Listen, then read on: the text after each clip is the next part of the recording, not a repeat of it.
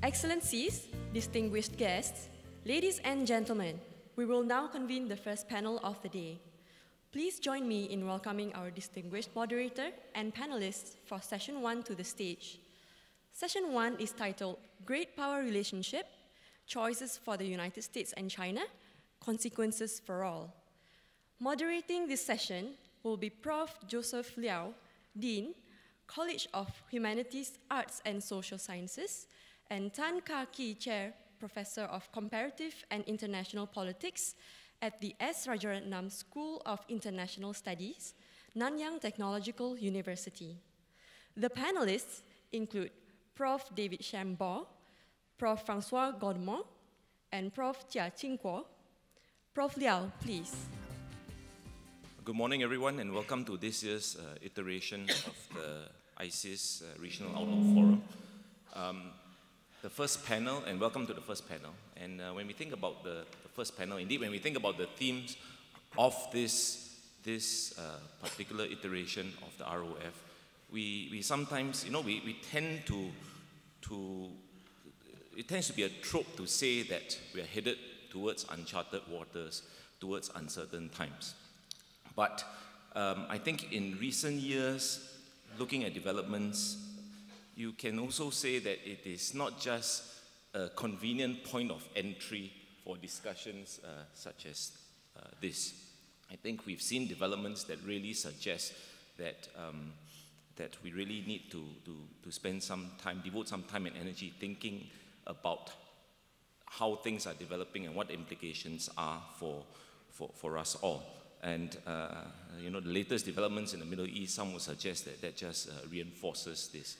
I think for us in Southeast Asia, this is a particularly somewhat disconcerting time for us, given our recent history. Southeast Asia is a diverse region, and because of that diversity, we are always concerned about how some of these differences can become conflictual.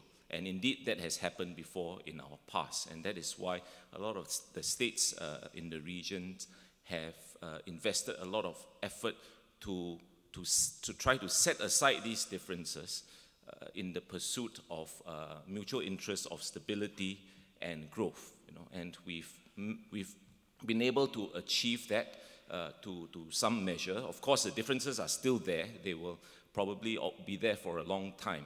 But the question has always been how to contain that and not let that obstruct the pursuit of mutual interest. Now, all that is coming under strain, not least because of developments that are taking place outside of our region, foremost of which is this issue of great power rivalry, and this is the theme of our first panel. And to help us unpack that, we have the pleasure of benefiting from the collective wisdom of three very eminent scholars and thinkers who have devoted a lot of time thinking about these issues. And importantly, they are able to also place it in a very important historical context. So our panelists are Professor David Shambaugh, who's the Seeger Professor of International Studies at the George Washington University, a good friend. Professor Francois Godemont, who's the Senior Asia Advisor at the Institut Montaigne from Paris. And last but certainly not least, Professor Chia Qingguo, who is Professor of International Studies and former Dean at the Peking University. And it's a great pleasure to have them here. They will be discussing this issue. I hope we won't be confining the discussion to Sino-US relations, important as that is. There are many more things and many more actors involved in this whole script. Yeah. So they will speak for about 20 minutes, 15 to 20 minutes from the podium, after which we'll open the floor for Q&A. We are already running behind time. Apologies for that. But with your indulgence, we will eat a little into the coffee break, but I'm pretty sure it will be worth your while. So without further ado, can I perhaps invite David to start us off?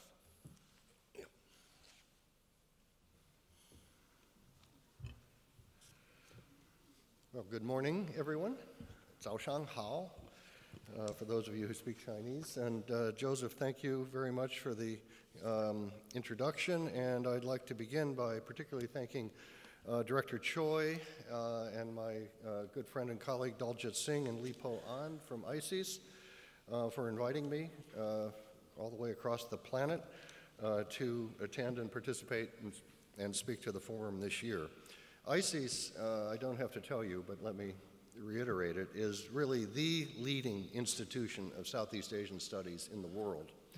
I've long respected it, and I had the personal pleasure of actually being a visiting scholar in residence at ISEAS last year. And it's really nice to be back. I congratulate the Institute on the annual forum. I think I spoke, in fact, to the first or second of these forums many years ago. It's also a personal pleasure to be part of this panel with three dear friends and colleagues of many years. Joseph was kind enough also to host me at ISEAS 2 years ago. I had a very productive stay as well. I have great respect for both institutions, Roger Ottenham School and ISEAS. And Francois and Jia Qingguo and I are colleagues and friends of over 3 decades, so I couldn't ask for more compatible company this morning. So, this session, of course, opening session concerns great power relations, particularly how the intensifying U.S.-China rivalry is impacting Southeast Asia and ASEAN. This is, in fact, the subject of a book that I've just completed and I've been working on for the last 3 years, beginning at ISEAS and completed, or continued, I should say, at ISEAS and just recently completed. And the book will be published this coming summer. It's called Where Great Powers Meet, America and China and Southeast Asia. So I've actually been thinking a lot about the very subject of this panel over the last 3 years. Now, 15 to 20 minutes is not much to try and capture the complexity of this topic. But let me simply offer a number of sort of summary observations. First, I think it's importantly, it's the point that Joseph just made, that actually it's oversimplified and not empirically accurate to describe international relations in Southeast Asia, or what we are now increasingly calling the Indo-Pacific, as simply a bipolar dyad between the United States and China. Indeed, several other what are called middle powers, India, Japan, South Korea, and Australia, as well as several Southeast Asian states, notably Indonesia, Singapore, and Vietnam, and ASEAN itself, all exhibit their own agency, to use political science language, and they all play important roles in regional diplomacy, security, economics, technology, culture, and soft power. So I just want to put that point, I think Joseph's quite right to make that point. It's not this, we're going to be talking mainly about the US and China, but we shouldn't oversimplify this. We have to remember the important roles that all these other states play in the region. Nonetheless, the US-China relationship looms large and casts a really huge shadow over the entire Asian region and increasingly the whole world. We are again living in an era of great power rivalry. And the Sino-American competition, the Russian-American rivalry, and the Sino-Russian Entente are the 3 main centerpieces of the new global great power order. Many believe that a Cold War, new Cold War, Cold War 2.0, is emerging. The Sino-American competition and rivalry is at the center of this narrative. It's a multifaceted and comprehensive competition and rivalry. It includes diplomacy, both bilateral, regional, and global. It includes economics, trade, investment, aid, and standards. It includes technological competition, includes different security dimensions, both traditional and non-traditional. It includes political influence activities, includes ideology, includes competing models of development and governance, includes culture and soft power, and other dimensions. So the US-China rivalry is not simply a kind of military strategic rivalry.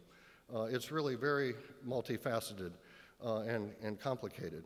But it's the new normal, and it's indefinite, I would argue, in temporal scope. It's going to be with us as long as we probably live. So this said, though, the relationship, if competition is the defining characteristic of the U.S.-China relationship today, and I think it is, most analysts do, one also has to note that the relationship's not devoid of cooperation and interdependence. But both of those elements have shrunk over recent years, while the competitive elements, you might argue, have grown greater. So the balance has tipped, in fact. It used to be predominantly cooperative with some competition. Today it's predominantly competitive with some cooperation. There is also some decoupling that is taking place. This is not an abstract thought. It's actually happening between the U.S. and China.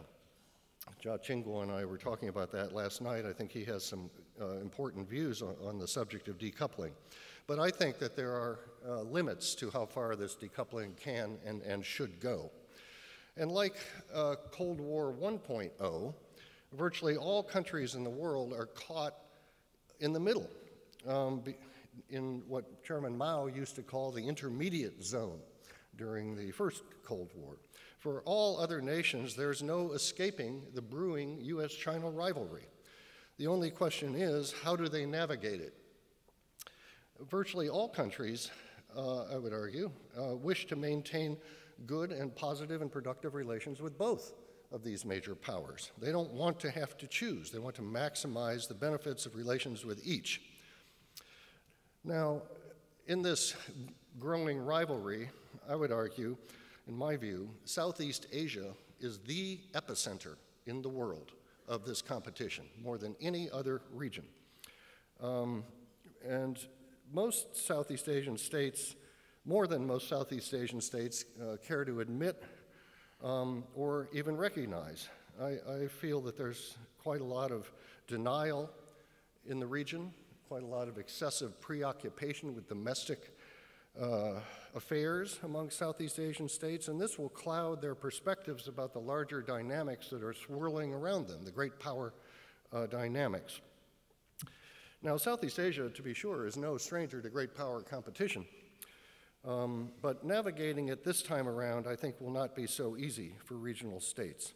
While neither Beijing or Washington are asking regional states to choose one over the other, and that would be counterproductive for either Beijing or Washington to do, there nonetheless are implicit inducements and pressures being pursued by both the U.S. and China vis-a-vis individual states here in ASEAN. It's a very fluid competition, I would argue, where each power, the U.S. and China, possess their own strengths and weaknesses and bring those strengths and weaknesses to play out here in the region. So this is really a kind of, Southeast Asia is sort of a petri dish, or so, where the U.S.-China global competition is actually being manifested most directly and most comprehensively. Now, the U.S., I would argue, in this competition remains a multi-dimensional and comprehensive power. While I think China's power and influence are certainly growing, it's more uneven, depending on the category you look at. Now, obviously, China's economic power is substantial. China does close to twice as much trade with Southeast Asia than does the United States.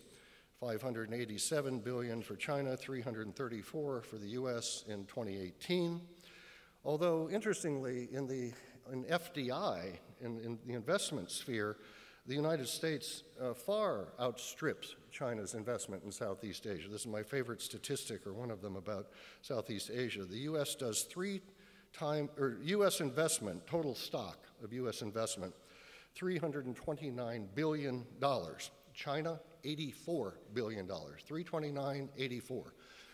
And American investment in the region is greater, not just than China's, but China, Japan, and South Korea combined.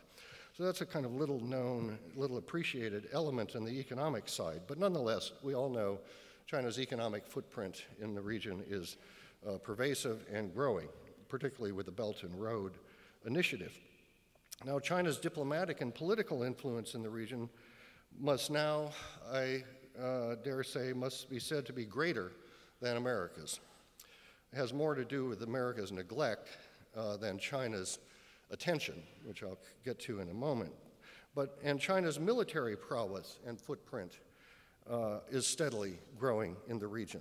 And once China forward deploys air and naval assets on its 7 reclaimed islands in the South China Sea, and possibly an air and naval base in Cambodia, which is denied by both governments, Cambodian and Chinese governments, but receives pervasive media coverage nonetheless. Once China deploys air and naval assets on the islands, even without Cambodia, this is going to be a game changer for regional security. China will have reach of all Southeast Asian countries for its fighter planes and ships. Meanwhile, we've witnessed a substantial diminishing influence of the United States during the Trump administration, both globally and regionally. I was living here in Singapore 2 years ago when I was teaching at ISEAS when Trump came into office, and I remember sitting in my flat here and watching Trump withdraw from TPP on the 3rd day in office. And you could almost hear and feel the strategic air and vacuum being created in the region when he took that step. Now, that was an anticipated step, but nonetheless, when it happened, the regional media seized on it as evidence of American decline and withdrawal from the region and China's ascent in the region. I personally think that narrative is overstated and empirically inaccurate, but narratives have a way of assuming a reality of their own, what are called memes. And that narrative has continued. You go throughout ASEAN, you pick up the local paper in whatever country you're in, and it's all about China. China rising, you hardly can find articles about the United States in the Southeast Asian media. So since then, since TPP withdrawal, we have witnessed a return, I would argue a return to episodic parachute diplomacy on the part of the United States. This is a really key point in Joseph's own superb book, which I have to recommend to you, called Ambivalent Engagement. Joseph has written the book, I would argue, on U.S. relations with Southeast Asia, but this is one of his key points, is that over time, over many decades, the Americans have been very episodic. It's the Obama administration that was the exception to the rule, where the U.S. paid substantial and sustained attention to the region and elevated Southeast Asia in America's foreign policy. But now we've returned to what the pattern had been pre-Obama. And so American officials fly in, they give reassuring speeches, and then they fly out. We, the United States, don't even have ambassadors in place in several Southeast Asian countries, including Singapore. And I would argue that, and I'm not happy to do so as an American, but the United States has squandered some of its soft power capital and has been unable to formulate a coherent regional strategy and sustain multi-actor engagement, and has been guilty of inattention and distraction. So, I would give the Americans maybe a C as a professor on their regional foreign policy since Trump came into office. Now, all of these actions, or more particularly inactions, have left the regional playing field to China. Beijing could not probably have believed its good luck and good fortune when Trump pulled out of TPP and the Americans began to draw down their presence in the region. So the operative question, though, is, has China taken advantage of this strategic gift? The answer is yes and no. On the one hand, there is evidence of a region-wide geopolitical and geoeconomic and geostrategic shift towards China. All Southeast Asian countries over the last 3 to 4 years have moved closer to China than they were 3 or 4 years ago. Don't have time to go into that. I have a spectrum in my book that shows where they are along a spectrum. That's the point I'd like to make, is that they have all shifted towards China, but to different degrees. And you have Cambodia on one end and Vietnam on the other end of the spectrum, and the other 8 in between. But nonetheless, there has been a gravitation towards Beijing. I don't want to overstate that case, but it is apparent. Meanwhile, back in Washington, there continues to be, I think, a lot of denial and wishful thinking, as if the Trump administration's free and open Indo-Pacific concept is actually persuasive here in the region. Great powers, you know, have a way of becoming intoxicated with their own propaganda. And when in fact they live in an echo chamber that does not reflect how others really perceive them. Such is the case, I would argue, with the Indo-Pacific concept. Such is also the case with Xi Jinping's community of common destiny of mankind and other benign rhetoric emanating from Beijing. They believe it themselves, but the others in other parts of the world don't. So despite the general gravitation towards China across Southeast Asia, this has been done to different degrees, and there is a considerable evidence of deep ambivalence amongst Southeast Asian states about China. So you have a kind of odd kind of duality apparent in the region. On the one hand, there's a sense of inevitability of being drawn into China's sphere of influence. We have to get on the China train. The train is leaving the station. We better not be left behind. On the other hand, though, there's deep discomfort, I find, when I travel around the region. I've been throughout the region. There's deep discomfort with this sense of inevitability. And China is increasingly viewed with growing suspicion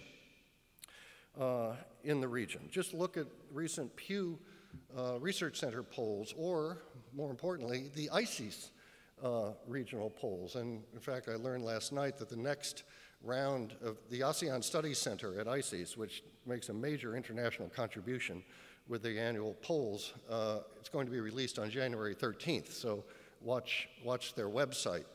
The last 2 years' polls have been fascinating. It shows very clearly the American decline in perceptions in the region, and China's. They also show the ambivalence about China, though, that's the point. So ambivalence about China is now, I would argue, the norm in the region. And there are already indications that China is overreaching and overstepping in the region and elsewhere in the world. Even China's major client state, and that's what it is, Cambodia, shows evidence of unease with its dependence on China. We've also seen Malaysia, Laos, and Indonesia complaining about the environmental impact and debt dependency of BRI projects. Lower Mekong states are complaining about China's many dams, which are affecting both water and aquaculture. And many states are growing increasingly nervous about China's growing military footprint. So the question really for Southeast Asian states is, will they have what I call a Myanmar moment? You may recall back in 2011, when the Burmese government stopped building a dam, or they stopped the Chinese from building a dam, the Mitsoni Dam. But that was symbolic of a broader attempt by the Myanmar government to pull back from China and to open its relations with other countries, the United States included. Unfortunately, the Burmese have found it's not so easy to decouple from China. China's tentacles run deep, and it's not so easy to get out of their grip once you're in them. Now, no country in the region wants to be overly dependent on China. They all wish to maintain their independence and diversified external relationships. So let me just close. What does this mean for the United States? Now, in this context, I'd be very interested in Joseph's views on this too. You don't just have to moderate the panel, Joseph, you can actually contribute. It's vitally important for the U.S., I think, just to be steady, be supportive of ASEAN as an institution, of its bilateral relationships, to provide a positive example and not ask others to choose Washington over Beijing. That would be a disaster. And to provide security and maintain the peace while respectfully promoting and practicing its liberal values at home and abroad. Those are big asks for the United States, especially under the Trump administration. So the operative question is whether the U.S. will have this strategic perspective and act accordingly. But I would argue, just in closing, it's not just a question for the United States, it's also very much an issue and a question for ASEAN and its 10 member states. You have agency, Southeast Asia, and you need to make your views and voices actively heard in Washington. Southeast Asian silence is a recipe for American neglect. And that, in turn, is a recipe for slipping into an unwanted 21st century version of China's old tribute system, I would argue. So exercising agency by making your voices heard in the United States, on Capitol Hill, in the media, with think tanks, with universities, and with the administration, absolutely crucial. And there's a lot of work to be done there, I would suggest. Exercising agency in Southeast Asia also requires strengthening ASEAN institutionally and its centrality. It also involves undertaking military modernization and strategic coordination across the region, as well as having multifaceted engagement with many other actors, the middle powers that I spoke of, as well as the European Union. And with the European Union, maybe I will cede the floor to my colleague, Professor Goudomont. Thank you very much. Thank you, David. Can I invite Francois to the podium, please? Thank you, Mr. Moderator. And like David, I need to thank first the wise ISEAS leadership, President Dr. Cho. I'm glad to identify in the room also my great friend, Professor and now President Chen Angxi, among other friends, for the chance to meet you again in Singapore. I'm particularly honored because I'm neither Chinese nor American, nor even Southeast Asian. So the question arises, you know, what's my take? What's my piece of this pie? And I hesitate between localizing what I'm going to say, speaking as a European, or pretending, as Europeans have often done, sometimes with success, sometimes quite not with success, by pretending to be a global observer. And you'll see me uneasily shifting between the two, and from two friends whom I've also listened to for a long time on this theme. Let me start first with some philosophical musing on the state of international relations as a field of study, expertise, and tweeting, which it is now becoming. We're never satisfied with the status quo. Only a few years ago, we would have been howling at the risks of a G2 to other participants, and now we're complaining about conflict possibly coming between the two main G2 actors. We were persuaded that engagement with China would lead to convergence and to integration. That belief now lies in tatters, largely because the Chinese leadership itself has confirmed that it has no wish to converge on many issues that represent at least the global values of the past 70 years. We wished for China to take more responsibilities as a stakeholder. That was a commonly used phrase. But of course, we did not wish it to gain a substantial influence and to begin changing some of the values inside the UN international order, so that we're now more hesitant about what kind of responsibilities China might be taking. We have almost all believed that the international order was quite competently safeguarded by the US in many circumstances and brought benefits internationally. In fact, as much as a European, we believe in multilateralism and in inclusiveness and involvement. Many of us were and are allied with the US, and I would say all of us have regarded US involvement in international security as something absolutely paramount to our own security. Well, that belief is sometimes challenged in two directions. Again, the US does too much or too little. We have a fear of the US getting into more conflicts that would have consequences that are bad for all, and we're looking currently at the Middle East for risks of explosion with the consequences that would flow, first of all, to Europe and then to the rest of the world. And on the other hand, after criticizing many of the US's international interventions one by one, they were either not done in the right way or they shouldn't have happened at all. We now worry about a deep isolationist or withdrawal trend that goes, in fact, deeper than the present administration, that is becoming a feature of domestic US politics.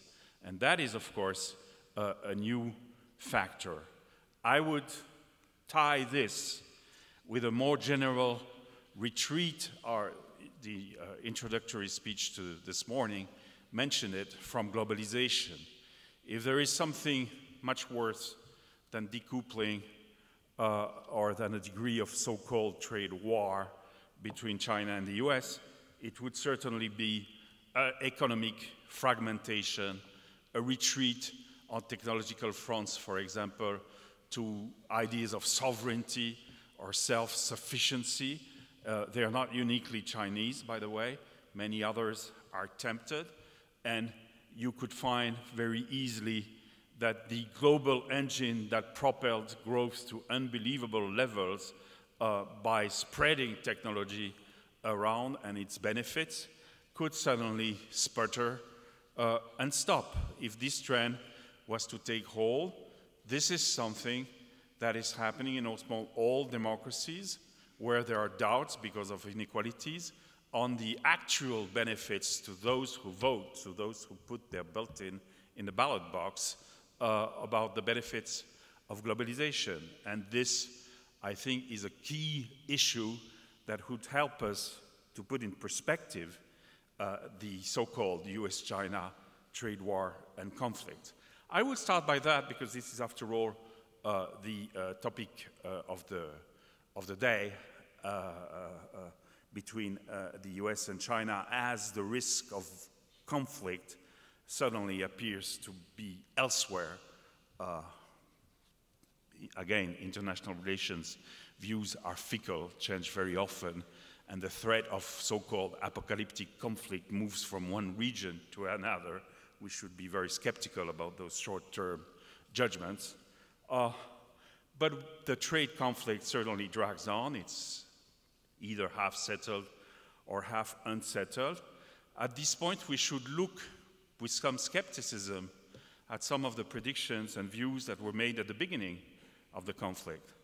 Remember, in the beginning, this was going to hurt immensely the US economy itself because denying to US consumers or to US companies the benefits of low-price imports from China, for example, or breaking down some value chains was going to be a very big problem. China was going to suffer in some areas, its lower skilled industries and exports.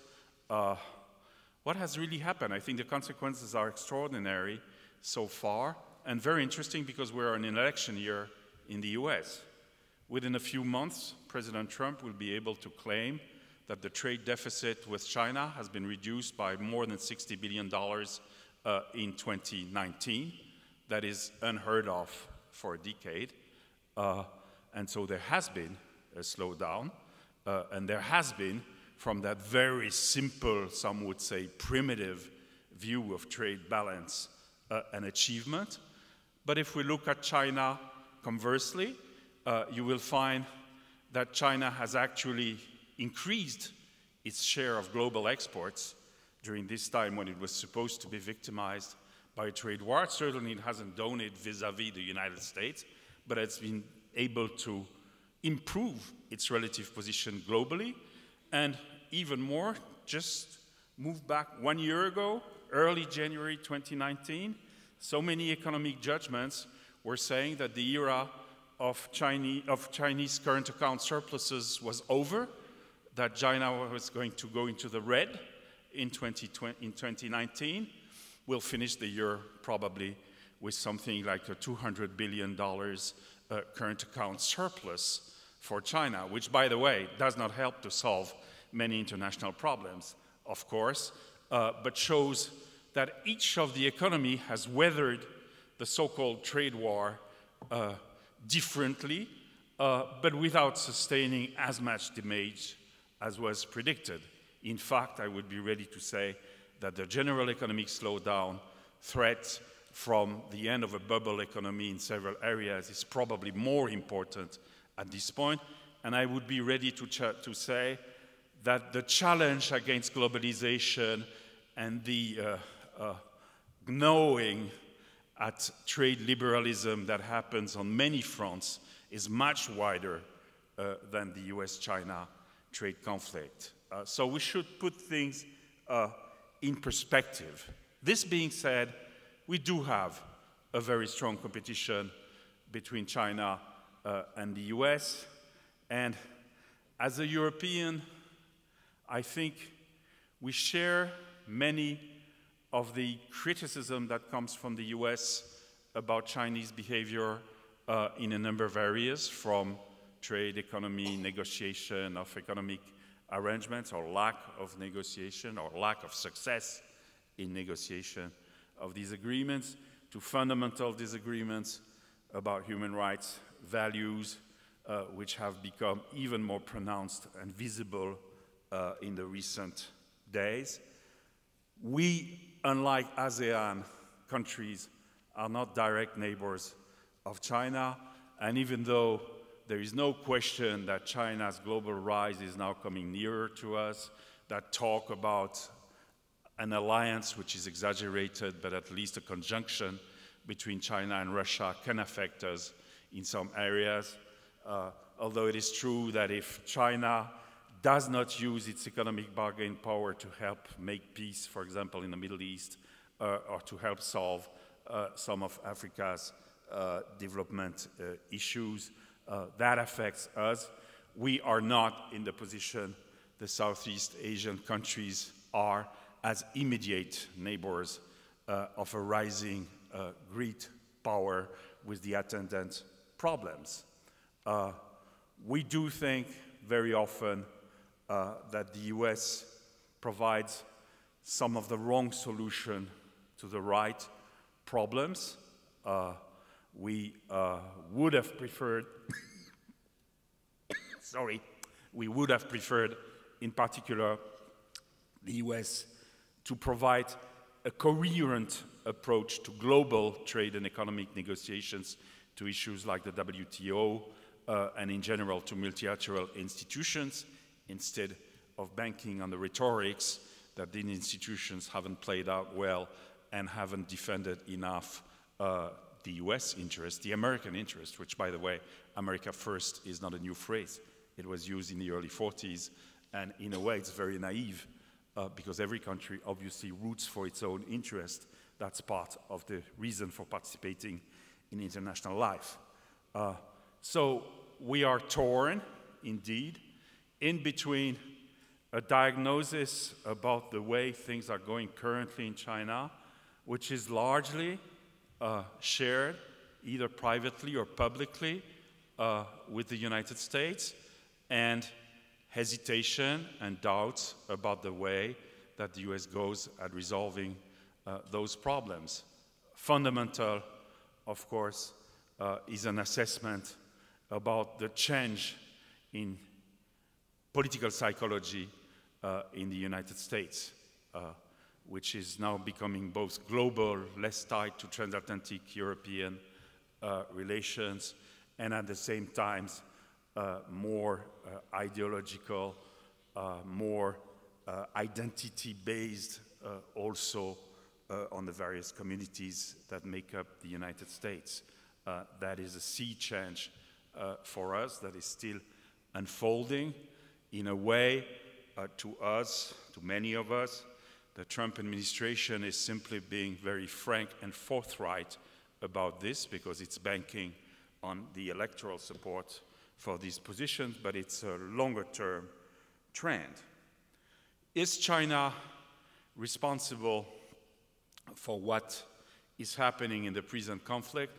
It's striking, of course, that China in deeds, not in words, actually has an extremely moderate response to this conflict. This is striking for a country that is asserting its own ideology and party power more strongly than ever since the end of the Cultural Revolution, but at the same time, the response to American initiatives on trade and the economy has been remarkably moderate.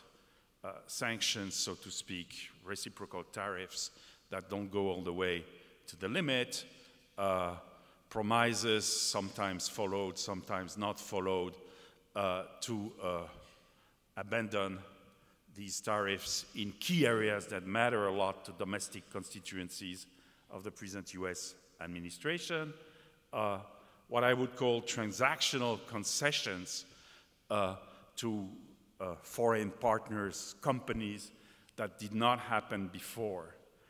Does that mean that we have got China wrong, that it is in fact more flexible and adaptive and ready to reform than we have come to believe in the recent years? I don't think so. I think this is a product of Chinese strategic realism at this point, and it paradoxically means that China is likely to go softer on its tougher partners and to go harder on its softer partners. That's a paradoxical idea. Of course, it cannot be proved 100%, but I would submit a few cases to justify this. European negotiators with China, and I talk about the guys who are actually, the guys or the gals, actually, who are actually doing the job, occasionally let out fumes of black smoke, saying we're getting nowhere. China is not actually engaging Europe in negotiations while it pretends to talk about investment agreements and other stuff, is moving ahead very slowly. This is not a view that expressed directly at the top level, and heads of states in Europe are cautious about singling out China for fear of being singled out themselves. But this is a pretty frequent view. And it is striking that it is happening as China has all the interest in the world to sort of move ahead with the EU during the difficulties it has with the US. I would argue in very different circumstances that the Republic of Korea, South Korea, as soon as it has gone on a path of engaging China and what one Korean president called the balancing game in Northeast Asia, has been getting a very tough response and very tough requests from China. It's not been a bed of roses for South Korea with China. It has actually become tougher. Conversely, it is quite striking that today's Japan, under Mr. Abe for quite a number of years now, a very competent but unquestionably also a nationalist leader, is currently achieving something of a thaw with China after having been probably the most graphic supporter internationally of the Trump administration over previous years. It means that standing tough does pay occasionally, and it therefore means that Chinese leaders have probably not changed widely their overall mentality of judging their relationship based on strength and based on tests of strength. It means that the values of integration, things that so many social scientists and political scientists talked about for the last 2 decades, haven't completely sunk in. Part of it I would recognize is fair game. When you talk about trade negotiations, I think most trade negotiators take no prisoners if they can avoid to. but part of it is a deeper geopolitical game. And I think that is one of the explanations, along with the turn that domestic politics have taken in China for the bitterness of the conflict. Where are we going? And I will be rather quick on that because the clock shows the overall timing for the session, not my own time. So I'm a bit lost, and I count on you to tell me to wrap up. The trade conflict will not be a war, and it also will not end so easily. Once the tariff game is unleashed, it's very hard to pull it back, especially when each side can view some benefits from it, and then when it becomes also a multi-party game with other partners involved.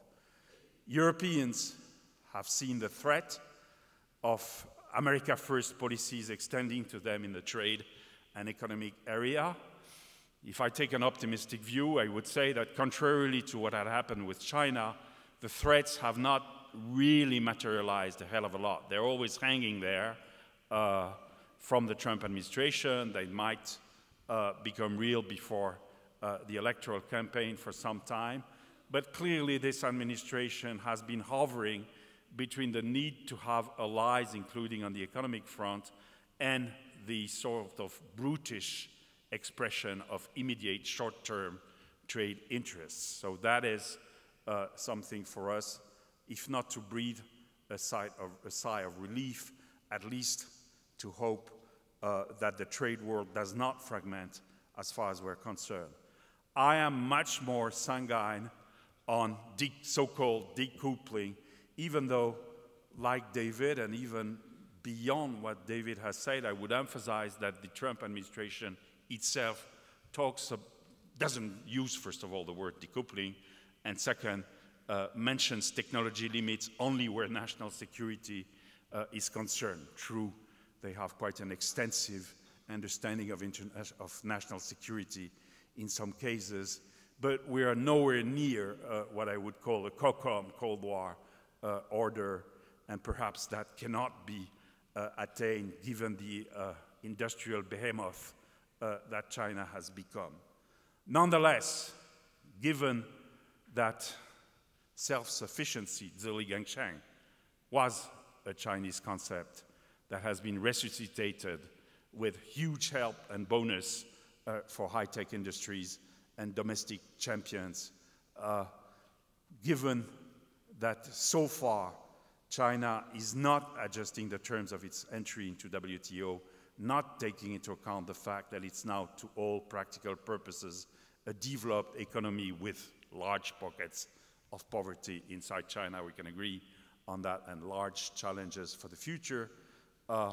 It is very likely that the developed industrialized countries will find an interest not to surrender technological tools and innovation to China so easily, and to prevent the rise of an equally competent partner, because we all recognize the Chinese skill and abilities in building high tech with different rules. I've been saying that, and I think I was almost alone 20 years ago when I mentioned the fact that it would be bizarre if the first global economy worked under different rules from the rest. That would be striking. We're almost there. Not quite. I don't think China has matched the economic leverage of the US, and it would be another discussion. But there is no question that the technological issue is now completely bound with the issue of the asymmetry of rules. That's partly what's at work also in the digital sector with discussions on digital networks apart from national security. So this will go on. This has a dark foreboding for China because it will be faced with more visible choices, more immediate choices than previously. It cannot keep hedging between partial integration and retaining these rules and a totally different system. Or it can, but it will pay the cost for it, of course, with slower technological development. They can always say in the long term they'll make it up with self-sufficiency, but it's easier said than done. As you can see, I have almost avoided in my intervention direct comment on so-called Thucydides trap, predictions by pundits on apocalyptic conflicts happening, simply because I don't believe in them. I believe both the US and China are extremely complex systems with balances. Yes, they're simplified by their current leaders who do their best to appear very simple, in fact, occasionally. But the reality is more complicated. And so I don't think that we are in a pre-1914 or even a 1930s perspective. I think the biggest danger we have is a kind of melting down of many of the international rules that we have been able to use. But this is not the same as outright conflict. Thank you very much. Thank you, Francois. Professor Jia, please.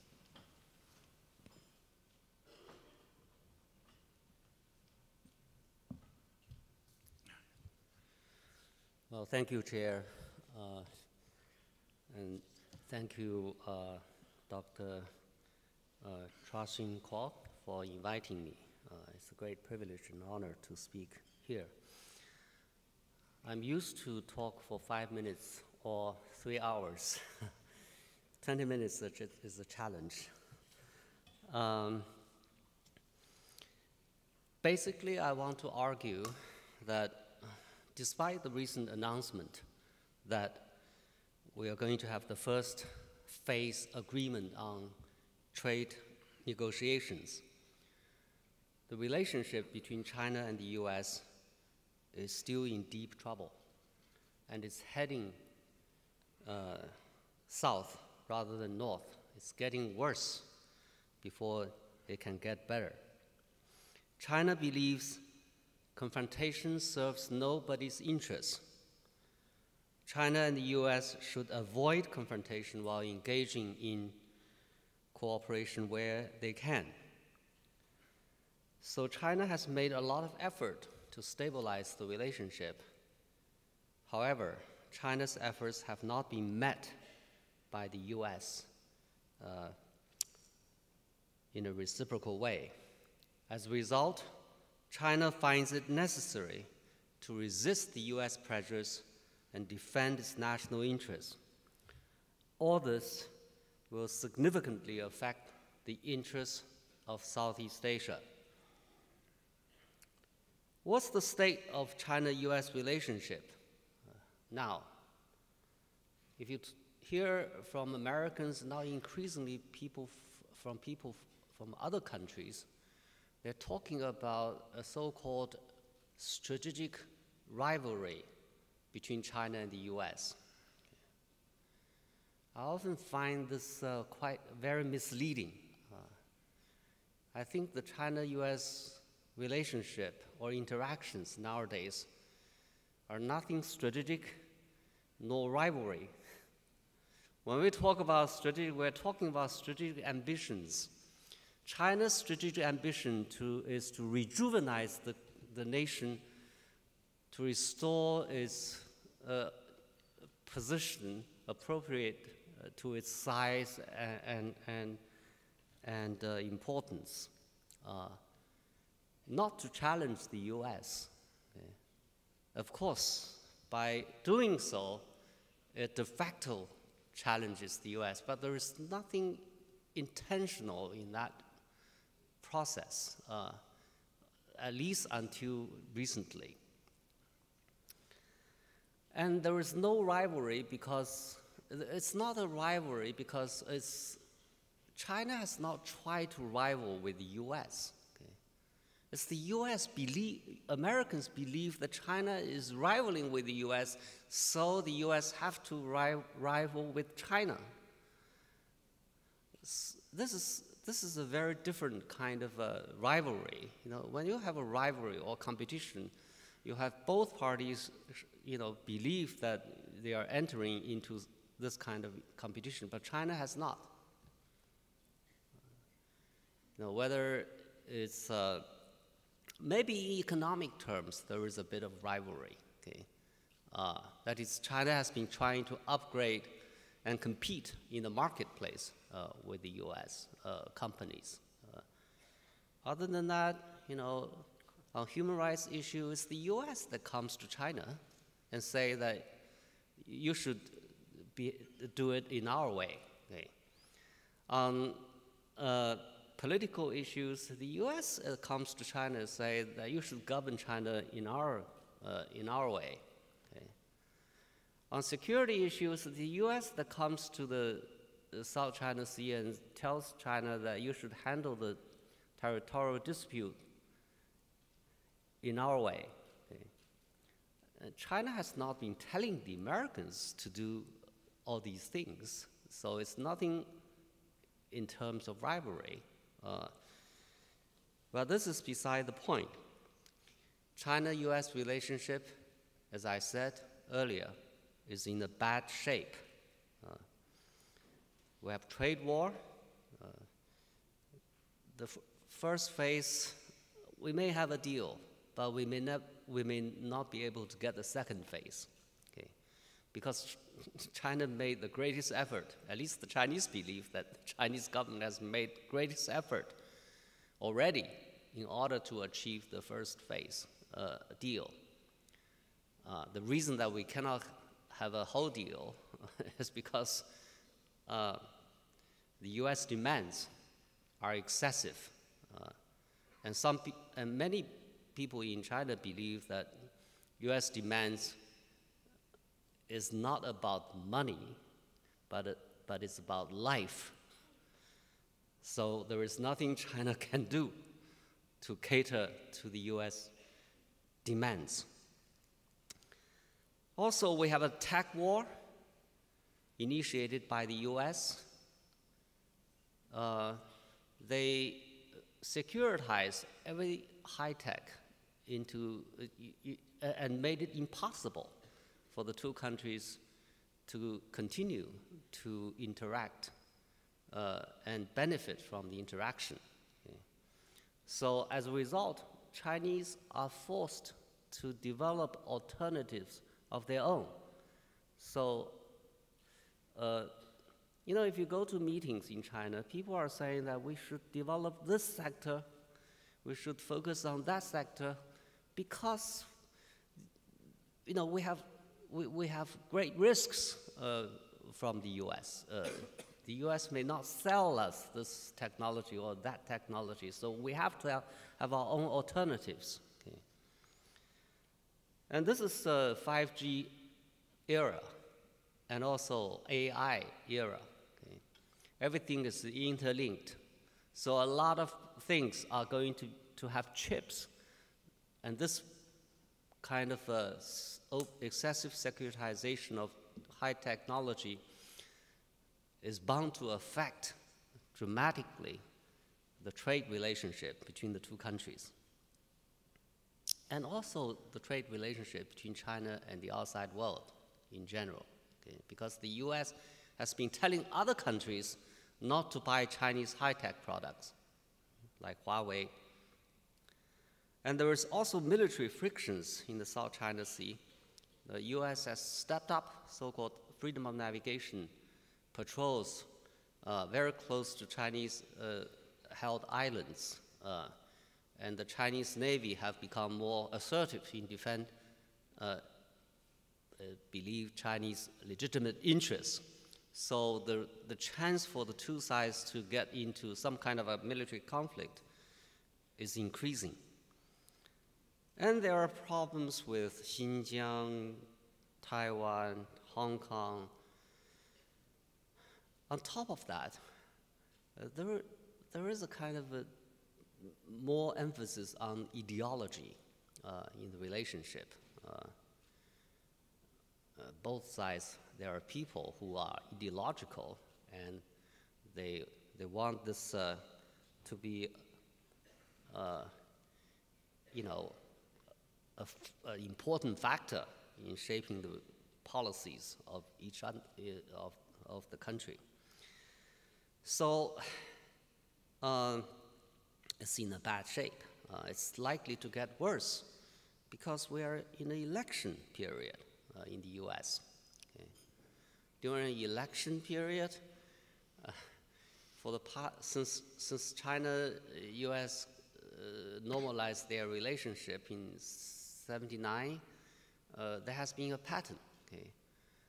The opposition party would condemn the incumbent party for being too soft on China every time they run an election. So this time, no exception. China policy is an instrument to gain political advantage. So the Democrats are going to be after the Trump administration for being too soft on China. This is already, this is really problematic because Trump administration's policy on China has been extremely tough. So I don't know how much tougher U.S. policy can be to China. Are these two countries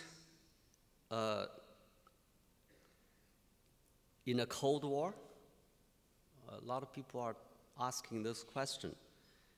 I think we have to understand what Cold War is before we can properly address this question. I think Cold War involves three things. We had only one Cold War in history. Okay?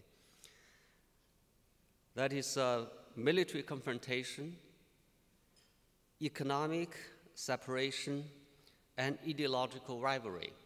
Okay. China, US are not engaged in a military confrontation at the moment. We have some military frictions in the South China Sea. Other than that, not really much military confrontation between China and the US. And ideological rivalry, I don't think so. I think China has been saying that we're successful because we have followed a path according to Chinese national conditions. So other third world countries can also develop their economy by following their national conditions, not necessarily following the Western model. Okay.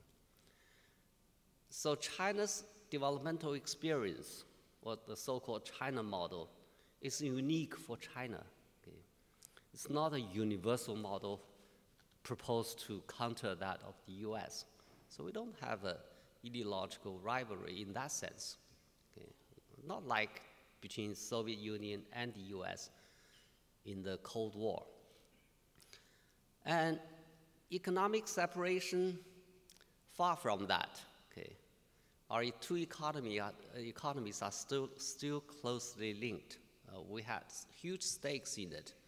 Even Trump has not been able to decouple it as much as he may have wished, or his people may have wished. But the chance for China and the US to get into a Cold War is increasing. Okay. For example, economic separation. Okay. Previously, I thought this is not possible. Okay. But then the arrest of Meng Wanzhou in Canada, the Huawei CFO, subtly reminded me that it could happen very quickly if the relationship is not handled well. Just imagine if the Chinese government started to arrest American CEOs in China, or ask some other government to arrest American CEO on behalf of China. Any multinational company has legal problems. Okay? So in theory, you can do that. Okay? And out of political necessity and emotional considerations, you may want to do this kind of thing. Fortunately, the Chinese government did not do it. Okay? But this thing could happen. Okay? If China did that, then the interaction will become emotional, politically driven. it will be difficult to control. What about China's policy, China's approach to handling this situation? I think China still attaches great importance to the relationship with the US. Okay? China doesn't believe that our relationship is adversarial or confrontational. China believes that we should be able to coexist and we should cooperate where we can, and managing our differences. China has made a lot of effort to stabilize the relationship, including making concessions to meet the US demands. Okay? This demand for China to buy American products in great quantity is very unreasonable. Okay? But China tries to meet the US halfway. And also, a lot of accusations against China. China has downplayed in its reactions, okay? Including the US Congress passing quite a number of legislations on Taiwan, very sensitive subject, basically reversing, threatening to reverse the previous US commitments on one China. And also, China has been cooperating with the US on North Korea nuclear issue, okay? Despite all this, tough demands from the US, okay? And sometimes even quite hostile remarks from the US on China. Okay? So, but I think China's patience is wearing thin. More and more Chinese leaders probably believe that, it's useless to try to work with the US in a conciliatory way, because, as I just mentioned, some people say that it's not about money, it's not about interest, it's about life. So the US wants to, it's not just some concessions from China, but to topple the Chinese government and contain China. Okay. So increasingly, I think you'll hear people talking about struggle. So what about prospect of development? I think in the short run, the US election is likely to accelerate the trend of deterioration of the relationship.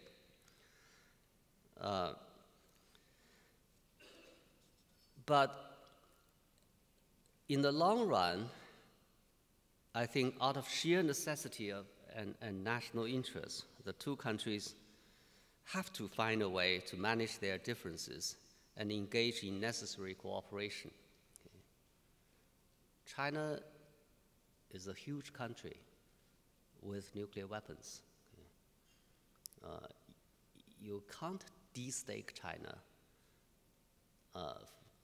Take the stakes of China in the current international order or system and expect China to be friendly.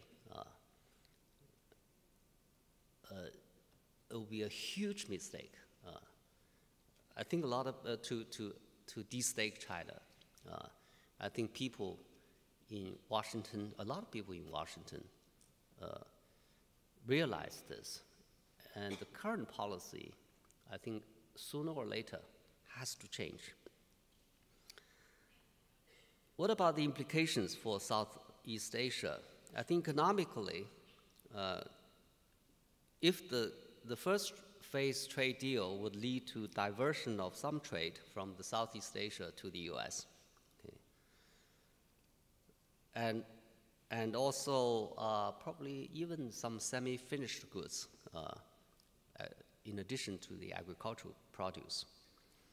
In security terms, military frictions between China and the US naval forces in South China Sea increases the chance for military clashes because of accidents.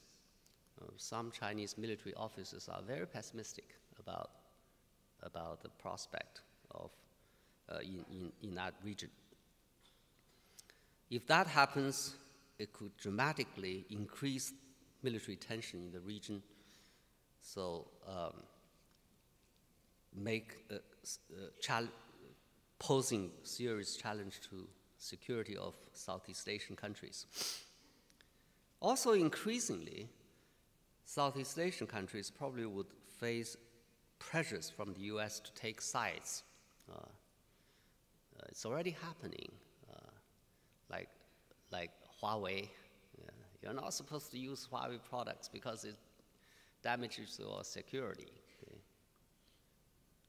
But what about using iPhones? Okay? Equally damages your security, right? Or even more so. So probably the US would try to push Southeast Asian countries from using Huawei and high-tech products from China. The best strategy for the Southeast Asia, I think, remains to unite and resist taking sides. Okay. It can also help by working with China for an early inclusion or conclusion of the negotiation of the Code of Conduct in the South China Sea, so as to remove one major source of confrontation between China and and the US in the region. And this is not just good for China and the US, but not just good for China and the US, and also, it is also very important for Southeast Asian security. All right, I've talked for too long. Thank you very much. Thank you. So at the start of the panel, I made a plea for us not to confine our discussion to the US and China. And I took a tally. Japan was mentioned once, ASEAN was mentioned once, WTO twice, Russia once, India 0. So it's safe to say I failed miserably. But nevertheless, let me open the floor for your questions. Can I take the first set of questions, please? If I can ask you to make a quick introduction and keep your questions short in the interest of time. Hello? Yeah. Hello, I'm Emirza from ISEAS. I have a question for Prof. Jia. While you might argue that the US-China relationship is not strategic nor rivalry, what about Japan? Can you argue the same way that about China and Japan relationship, and how do you observe China-Japan rivalry in Southeast Asia, especially if you can, especially on the infrastructure investments?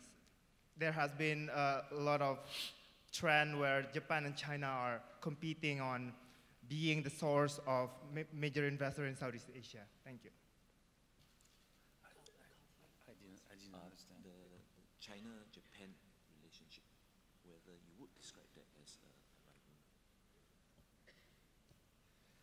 Well, I think probably it used to be a rivalry, especially 5 or 6 years ago.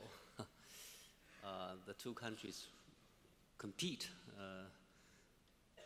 especially in economic terms, over the projects in Southeast Asia, especially in this part of the region.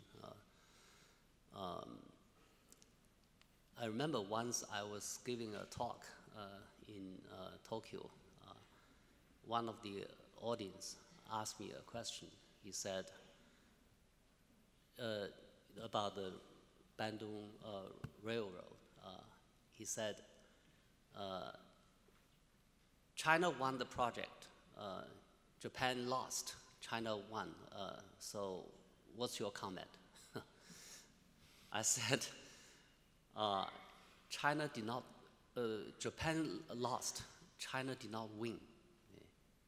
Because if Japan cannot get the bid, it must be a money-losing project.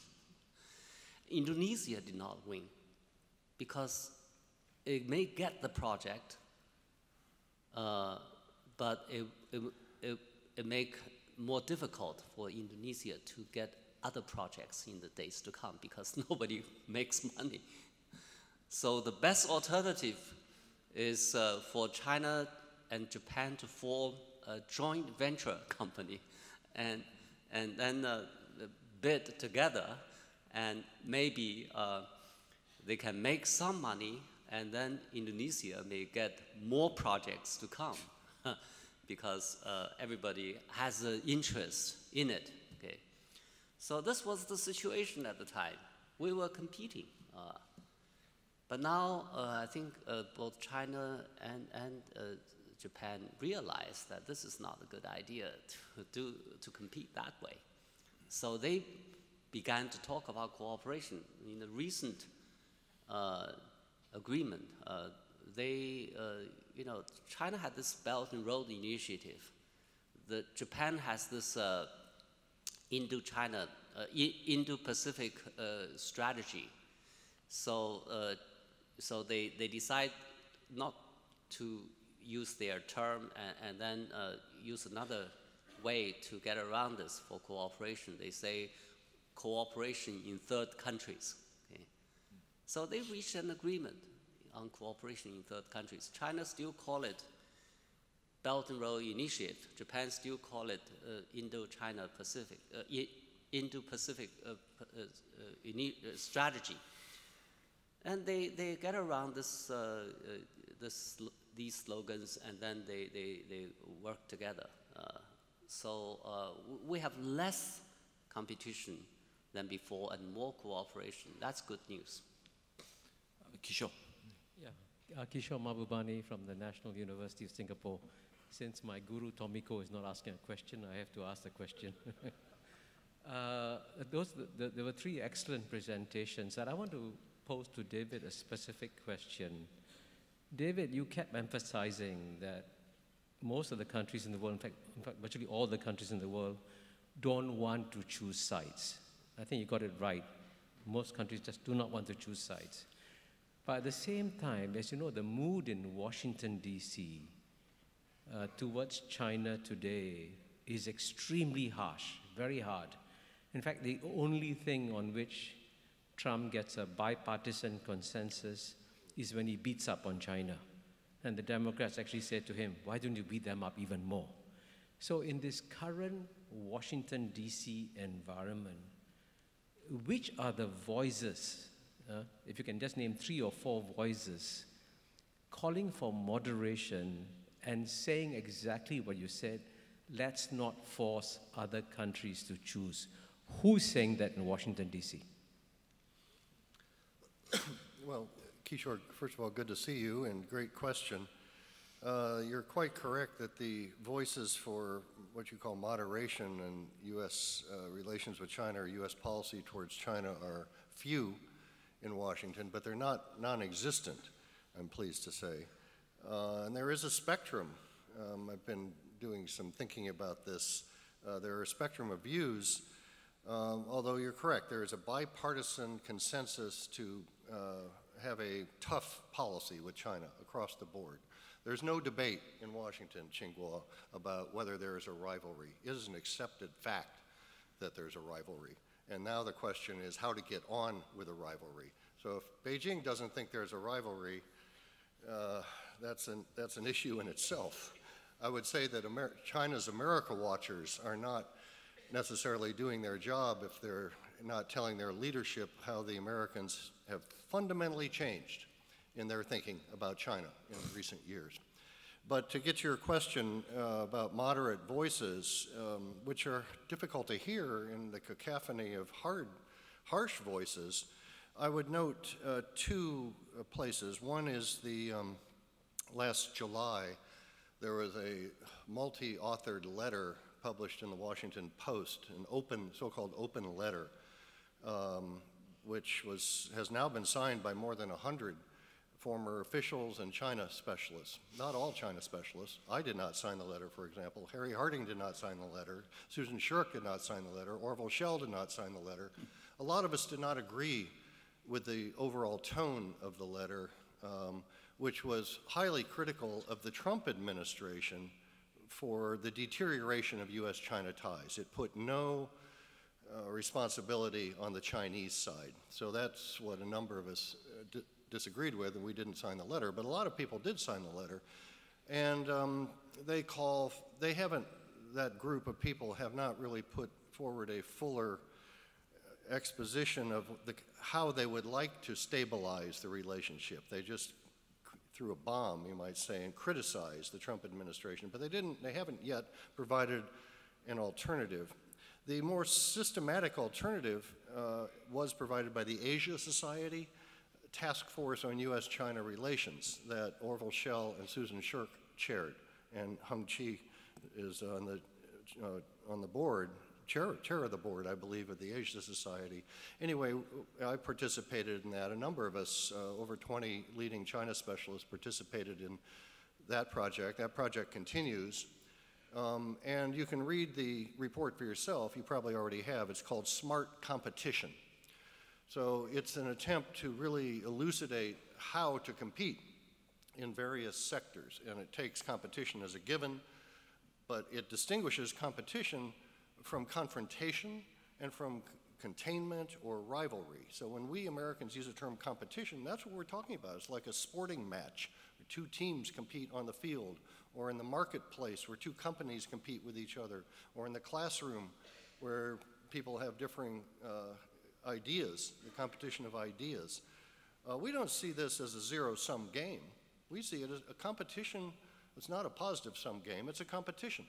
And we're going to bring, we Americans, every element of our national, our societies and our national power to bear on this competition. But we're in the game. That has now happened. We have turned the corner, and we are coming at China.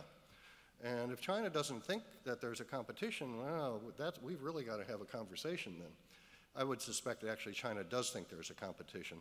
I know many people in China who think there's a competition in the party, in the military, in academic circles. So China's also in the competition. But just to answer your question, Kishore, I would point you to those two publications.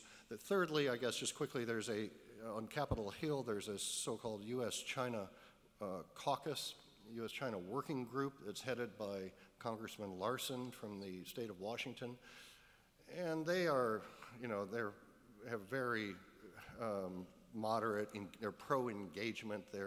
I think they're stuck in another era, frankly. But they are arguing for, a more broadened engagement policy towards China. So there are some voices, but they're in a minority, definitely in a minority inside the Beltway. Last point I'll make quickly, if you go outside of Washington, D.C., you encounter different views about China. You go to the West Coast, California, Oregon, Washington State, they can't get enough of China. They want more Chinese investment, more Chinese exchanges. You go to the South, there's a bit of that. So the U.S. is a big place, and we tend to overemphasize the inside the Beltway Washington discussion, which is important. But I just want to make the point that if you go around the United States, the upper Midwest, the South, the Southwest, the West Coast, Northeast, you get differing views of China, and they're not all so hostile to China as they are inside of Washington. Francois? Just very quickly to complement and add but not subtract to what David said. You mentioned, Kishore, the issue of are you with us or against us, basically. I mean, forcing people to take side. I think this is where Europeans see an issue because they want to be able to make their own critical assessments. This is what's playing out, for example, in the example that Chingo mentioned, the Huawei case and more generally 5G, where there is an assessment of risks going on at the Commission right now, separate from information and stuff that's been exchanged with the United States. I note, by the way, that it's late in coming out. It was supposed to come out by December 15, and it's still not coming out. But the Europeans want to retain their capacity of judgment and prioritize, indeed, security from all sides. If I look at the US perspective, what strikes me is if there is a shred of a debate, it's not directly about China, it's about the incoherence of challenging China and non-respecting international rules in many areas, while undermining indirectly from the US side some of the international institutions that back these rules. And I've heard some from the Democrat camp, from people around Joe Biden, for example, about the necessity to be more coherent and to come out more strongly in defense of multilateral institutions. I doubt, however, that this is going to make a lot of headway in an election year. Selling multilateral institutions to a domestic public is not really the number one recipe to win an election. But that debate exists, I would say, behind the China debate. May I? Yes, please. I just wish to clarify a little bit about competition. I think a normal competition is about shared rules, shared understanding of the rules. But we don't have those one between China and the US. Basically, the Americans government is saying, our rules are the rules. Okay? Your rules are not the rules. For example, the US is subsidizing its high-tech industry. This is nothing, this is quite obvious.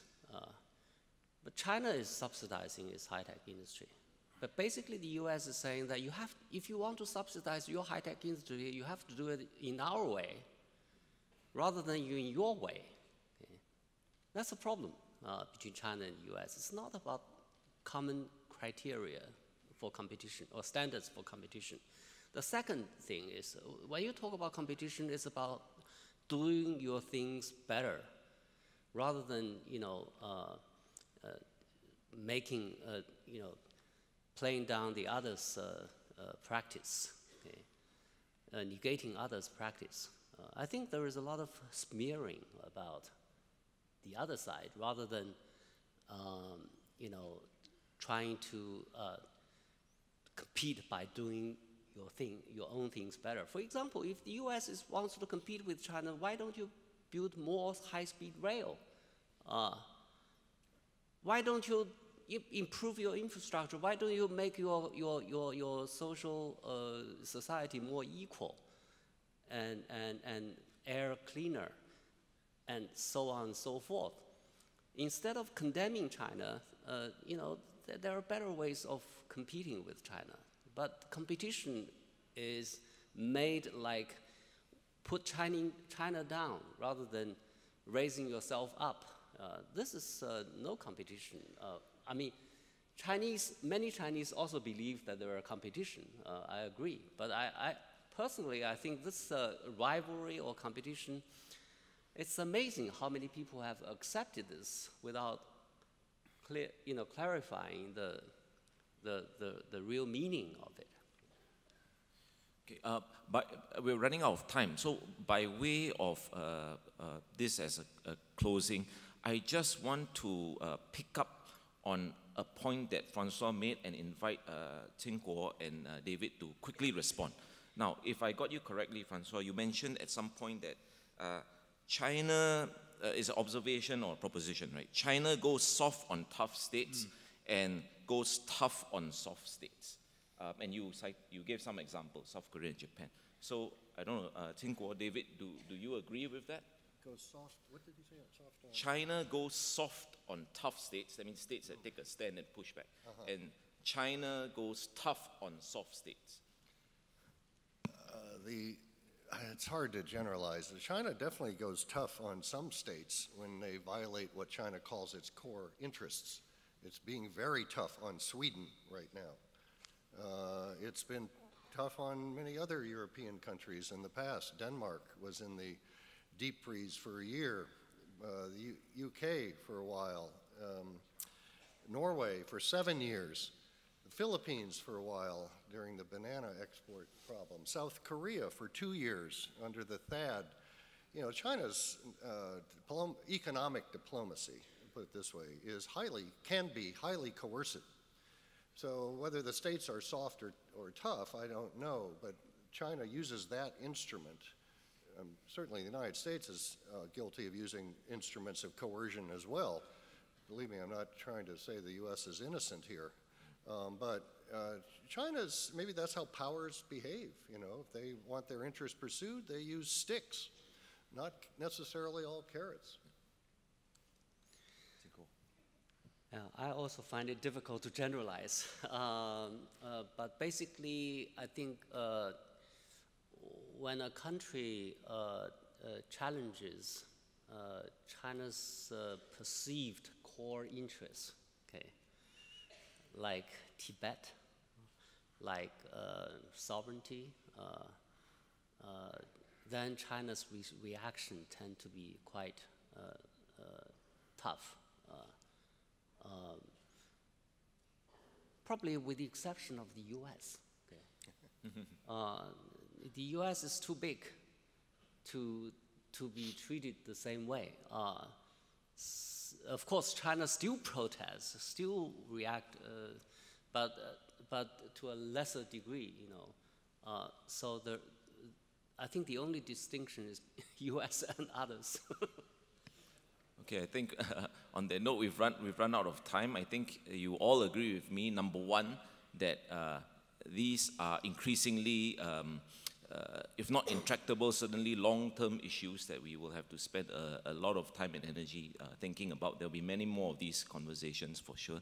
Number two, I think you agree with me also that we've had a very illuminating discussion. And so on this very upbeat note, let me invite you all to join me in thanking our panelists.